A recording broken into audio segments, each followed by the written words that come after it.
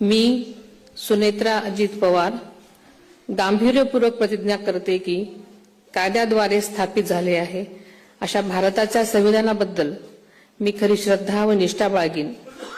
मी भारताची सार्वभौमता व एकात्मता उन्नत राखीन। मी महाराष्ट्र राज्याची उपमुख्यमंत्री म्हणून माझी कामे निष्ठापूर्वक व ससद्विवेक बुद्धीने पार पाडेन आणि संविधान व कायदा यानुसार सर्व तऱ्हेच्या लोकांना मी गांभीर्यपणे व निपक्षपातीपणे तसेच कोणाच्याही विषयी ममत्वभाव किंवा आकस न बाळगता न्याय वागणूक देईन।